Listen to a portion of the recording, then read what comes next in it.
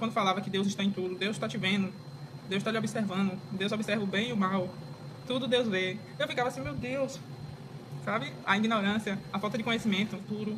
E aí eu enfatizo a importância de buscar pessoas certas, pessoas da área que você quer aquele objetivo. Não adianta você pedir conselho ao tolo, ao insensato, ao imprudente, alguém que não conquistou o que você quer conquistar.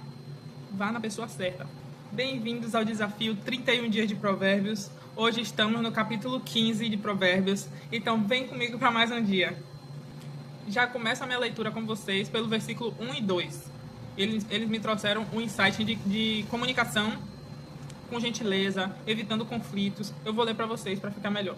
Diz assim: a resposta calma desvia a fúria, mas a palavra ríspida desperta a ira.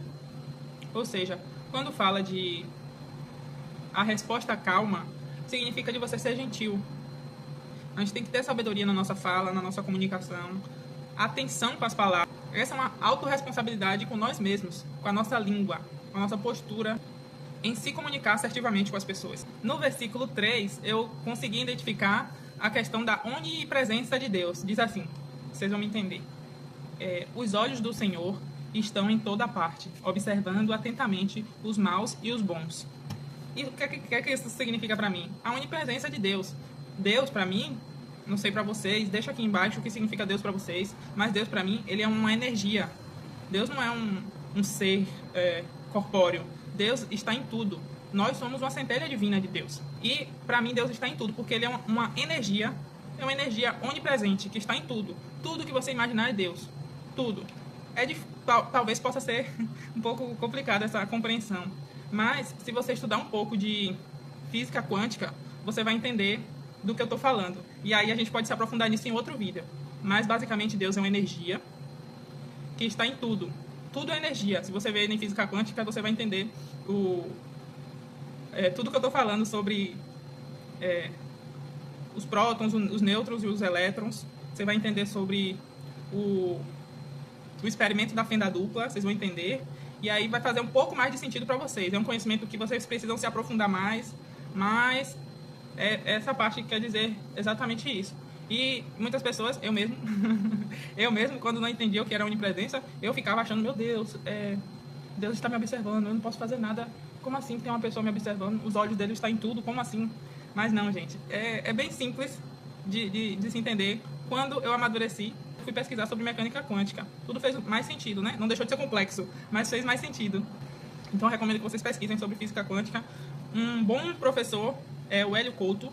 Eu assisto bastante palestras de Hélio Couto, para ir expandindo a mente para essa questão da mecânica quântica, da física quântica.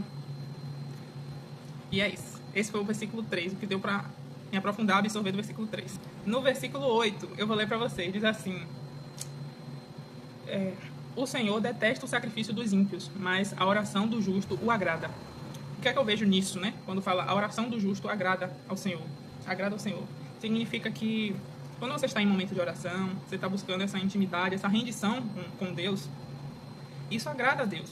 Porque isso revela o que está dentro de você. Revela a sua humildade, revela a sua devoção. Revela esse momento de intimidade que você está buscando, criando com Deus.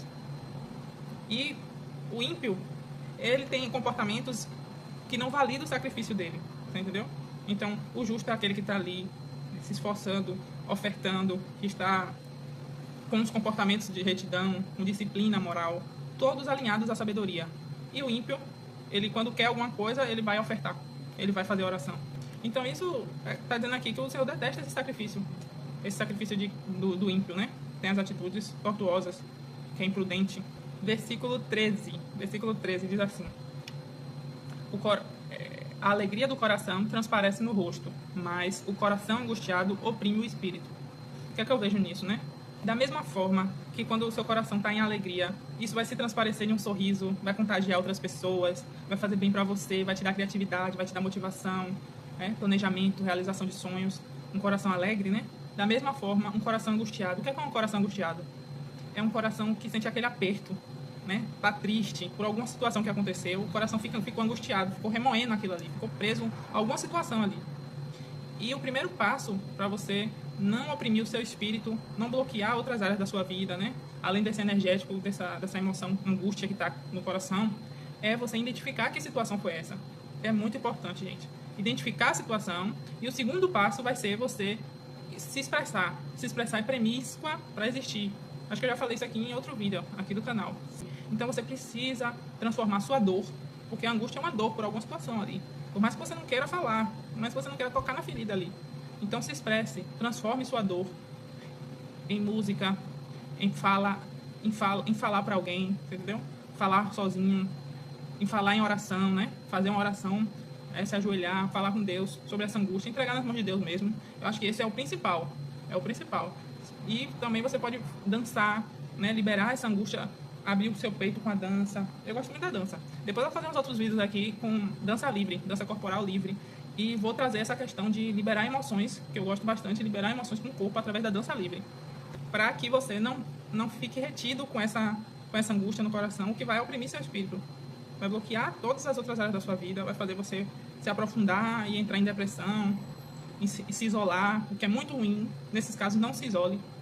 Procure ajuda profissional, seja o que for, procure se expressar, certo?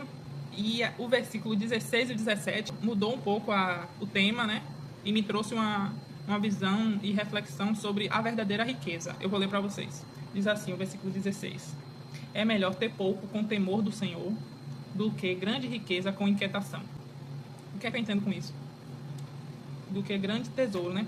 Diz assim, é melhor ter pouco com temor do Senhor do que grande riqueza com inquietação. O que é que acontece com isso? Quando fala assim, grande riqueza com inquietação, significa que o que é que adianta você ter muitos recursos, né? Ter muito dinheiro, por exemplo, ter muitas curtidas, e você está vivendo ali na inquietação.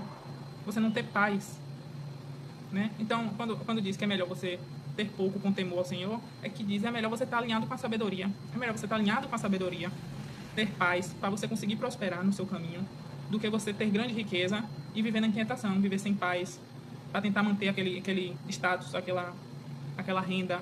Sem paz, sem qualidade de vida, né? Sem sabedoria, não vai adiantar muita coisa. Então é melhor você ter pouco e ir crescendo, ó, em sabedoria, crescendo em alinhamento com Deus e ter sua paz, prosperar tendo sua paz mental, tendo sua paz emocional.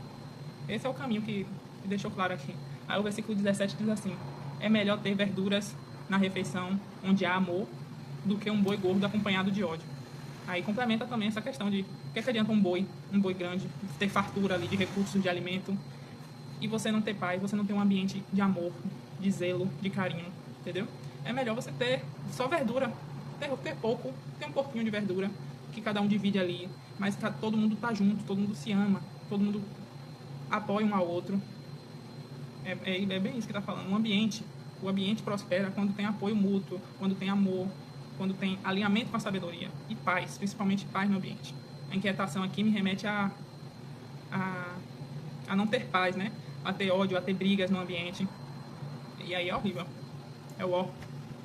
Um outro versículo também que me fez refletir, e algo que eu já tinha comentado aqui em outro vídeo, foi sobre conselhos, buscar conselhos. Diz assim, os planos fracassam por falta de conselho, mas são bem-sucedidos quando há muitos conselheiros.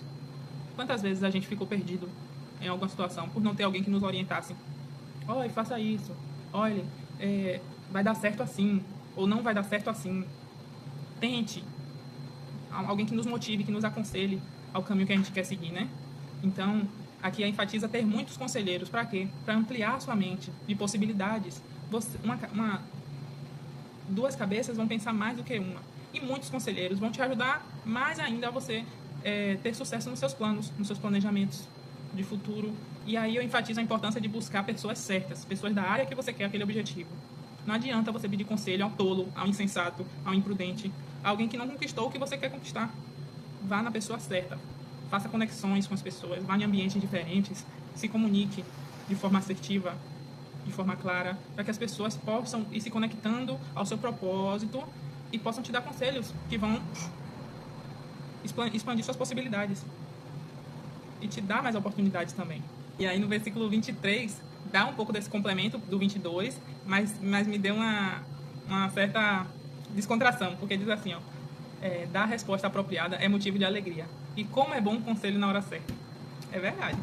Quando a gente dá aquela resposta assertiva, a gente fala, poxa, eu dei a resposta daquele jeito, Eu respondi certinho pra pessoa. Chega, limpa a alma, né? Chega a gente, poxa, responde certinho. Eu falei o que tinha que falar ali. É uma resposta assertiva, é uma resposta assertiva que alegra a nossa alma, né? Alegra nosso coração. Dar a resposta apropriada é motivo de alegria, né? Então aquela resposta é motivo de alegria pra gente, realmente. Aquela resposta certeira, que a gente chega, limpa a alma, né? E como é bom um conselho na hora certa. Esse, pra mim, eu vejo como que serve tanto para quem tá dando o conselho, quanto para quem tá recebendo. Quem tá dando conselho tá tendo aquela sabedoria de instruir outra pessoa a guiar para um caminho que ela já percorreu, né? Isso é muito bom. Significa para mim transbordo, né? Transbordar um conselho, né? Claro, com aquela imparcialidade, né? Você não tá impondo nada para a pessoa. É um conselho que você tá dando. A pessoa vai seguir se ela quiser, ela vai analisar das formas que ela bem entender.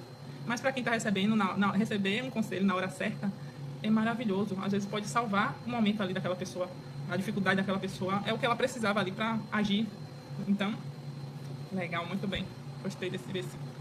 E para fechar o nosso momento de sabedoria de hoje, eu vou ler o versículo já no finalzinho do capítulo 15 de Provérbios. Diz assim: